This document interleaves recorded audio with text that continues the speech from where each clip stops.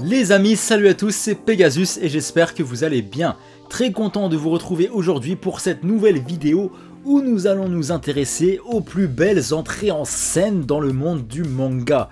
Car vous le savez, dans les mangas, nos personnages favoris aiment bien un petit peu vivre pour les caméras, tu vois ce que je veux dire? Ça veut dire qu'ils aiment bien prendre leur temps pour se faire désirer et arriver au moment opportun avec une entrée en scène la plupart du temps qui nous marque. Et dans le monde des mangas, il y a énormément d'entrées en scène de personnages qui sont vraiment épiques, où les mecs sont remplis de charisme et tu sens que voilà, ça te marque. Voilà, c'est des scènes marquantes.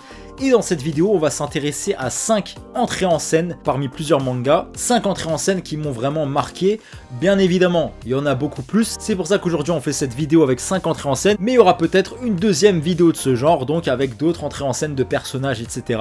Donc les amis, n'hésitez pas à me dire en commentaire pour vous déjà quelles sont les meilleures entrées en scène dans le monde des mangas et quel est le personnage qui, dès qu'il est arrivé dans un moment opportun, vous a marqué. Peut-être qu'on aura des avis similaires. Donc en tout cas les amis, n'hésitez pas à me dire tout ça. Donc déjà pour commencer les amis, j'aimerais parler les amis, on va entrer dans les classiques direct, de l'entrée de Sangoku face à Freezer sur la planète Namek. Donc déjà, remettons les choses dans le contexte. Nous sommes sur la planète Namek. Sangoku est à moitié mort suite à son duel face à Ginyu, et du coup, il sera mis dans une capsule de régénération, etc., etc. Sauf que, pour que Sangoku retrouve ses capacités, il faut un certain temps. Donc entre-temps, nos héros Sangohan, Krillin, Piccolo ainsi que Vegeta devront faire face à Freezer. Freezer qui est super vénère. On aura donc plusieurs combats grave stylés, où nos héros affronteront Freezer, et à chaque fois qu'ils commenceront un petit peu à rivaliser avec lui, un petit peu quand même, Freezer il va évoluer, il va changer de forme, donc ce sera aussi pour nous l'occasion de découvrir les différentes formes de Freezer.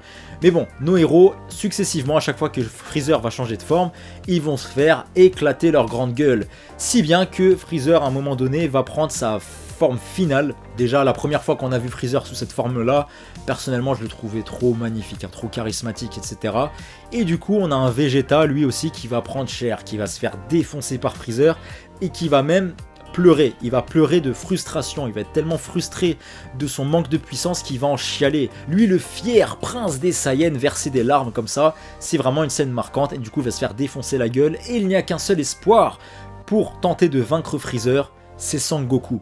Et au moment où tout le monde se fait éclater la gueule, les amis, Sangoku, il va débarquer et justement c'est cette entrée en scène de Sangoku que je trouve vraiment incroyable, que ce soit dans le manga ou dans l'anime, où tu vois le temps s'arrête quand il arrive. Le temps s'arrête et tout le monde est impressionné par son charisme. Même Freezer va regarder Sangoku, il va être impressionné par le charisme du mec tout simplement.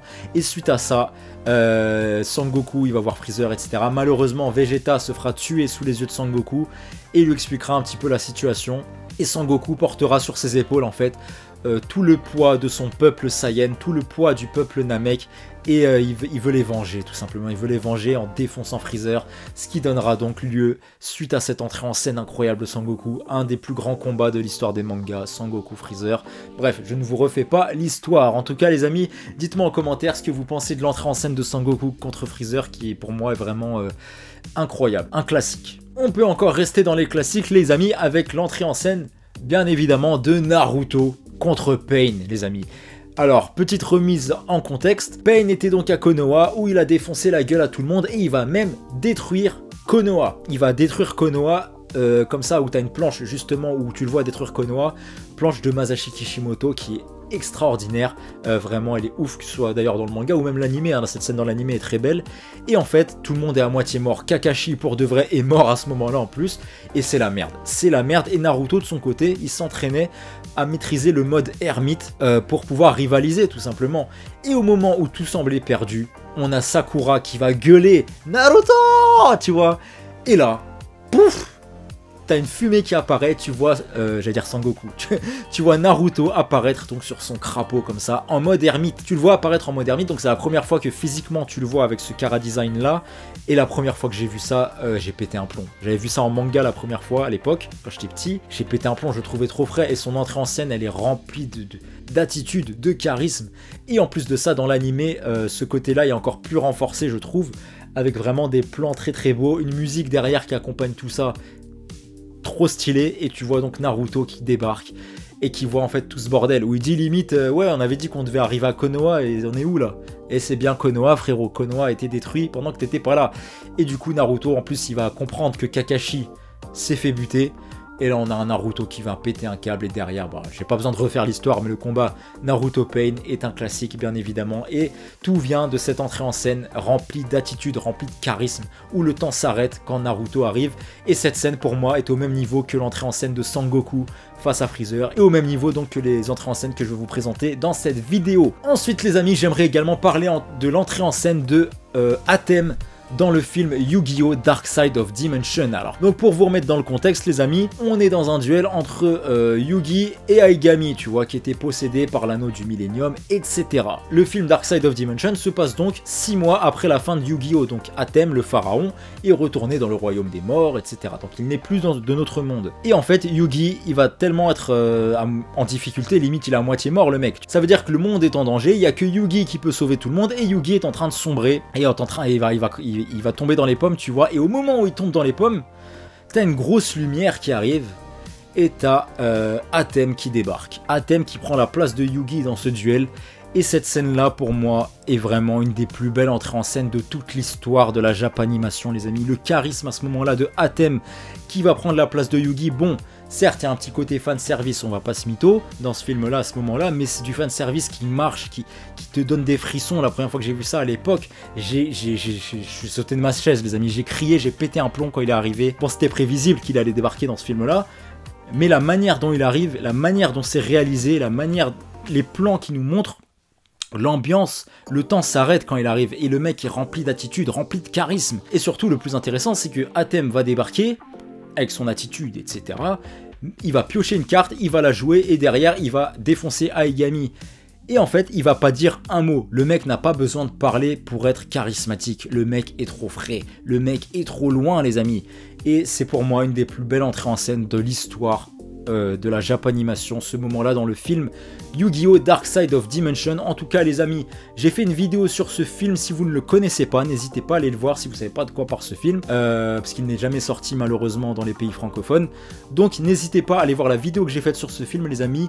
C'est un chef-d'œuvre. Voilà, disons-le clairement, il faut dire les termes. Ce film est extraordinaire. Donc l'entrée de Atem dans ce film, pour moi, est vraiment magnifique. Ensuite, les amis, on va rester dans les classiques. On va parler de l'entrée en scène de Luffy dans One Piece, dans l'arc Marineford, l'entrée en scène où justement, il y en a deux. Allez, on va dire, il y a la première où Luffy il débarque du ciel comme ça, il arrive à Marineford avec tous ses potes là, ou celle-là, voilà, c'est un classique, mais c'est pas celle-là qui m'a le plus impressionné.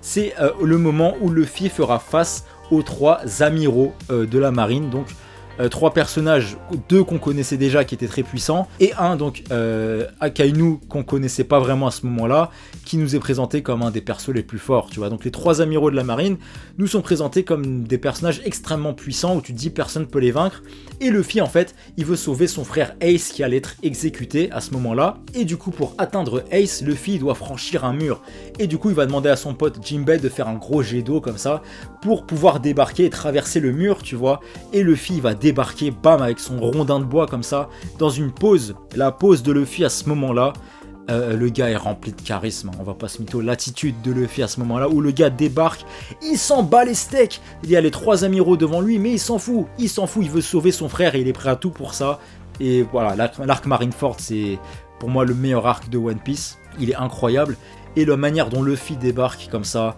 face aux 3 amiraux, pour moi c'est une des plus belles entrées en scène de l'histoire des mangas, que ce soit d'ailleurs dans le manga One Piece, hein, ou même dans l'animé, où cette entrée en scène avec la musique et tout derrière, non, c'est épique, c'est épique. De toute façon, le mot pour résumer cette vidéo d'aujourd'hui, c'est le mot épique. Ça veut dire que chaque entrée en scène dont je vous parle, c'est des trucs épiques où quand ça arrive, t'es « Oh, le temps s'arrête !»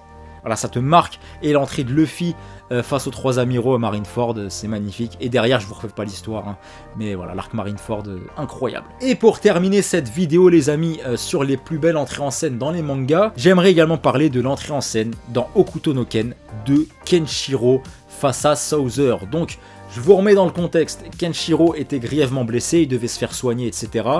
Et de son côté, le personnage de Shu va affronter Souther, sauf que Shu il va se faire défoncer et il va devoir donc porter le muselet en croix tout au sommet de la pyramide pour finir la pyramide de Souther.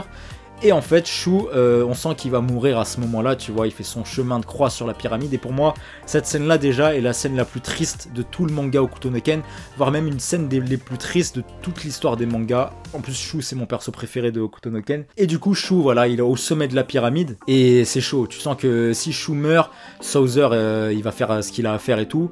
Et l'âme de Shu, elle va appeler Kenshiro, tu vois. Et Kenshiro, il va se réveiller de ses blessures là. Et en fait, l'entrée en scène de Kenshiro à ce moment-là, où tu vois le mec, il se lève, parce qu'il est loin, tu vois, il se lève, et le chemin qu'il va faire entre l'endroit où il est et la pyramide, oh là là là, les émotions les amis. Surtout dans l'animé, parce que dans le manga, ok, c'est magnifique, mais dans l'animé, surtout dans la version récente de l'animé, où t'as la musique derrière You Are Shock, donc le générique de Hokuto no Ken, au moment où Ken se réveille, où il défonce ses ennemis, tac tac, il a pas de temps à perdre, tu vois, il sait que c'est la merde là-bas, et il va tracer, et il va débarquer du coup à la pyramide, et trop tard malheureusement, Shu va mourir devant lui, écrasé par la pyramide. Et là, Kenshiro, il va péter un plomb et ça va donner lieu au combat Kenshiro-Souther, un des plus grands combats de Hokuto no Ken bien évidemment. Mais l'entrée en scène de Kenshiro, le moment où il sort de son tunnel et qui défonce les ennemis avec la musique derrière dans la dernière version de l'animé, enfin dans le film plutôt, oh là là. Et quand il débarque là devant Shu, pour moi c'est une des plus belles entrées en scène de toute l'histoire des mangas à ce moment-là. Les émotions à ce moment-là dans la série sont indescriptibles. C'est vraiment pour moi le moment le plus épique de la série, l'arrivée de Kenshiro, et à la fois le moment le plus triste de la série avec la mort de Shu. Donc cette scène est incroyable, l'entrée en scène de Kenshiro est magnifique.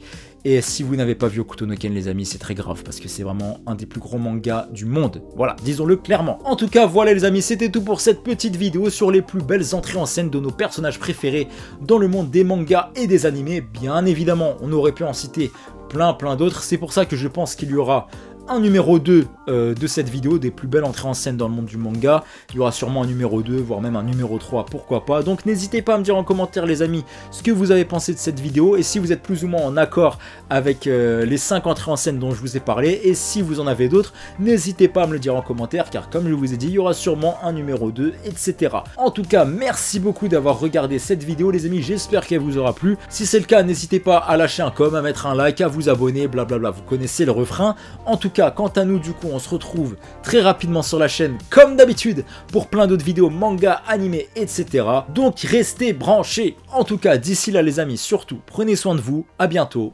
Salut!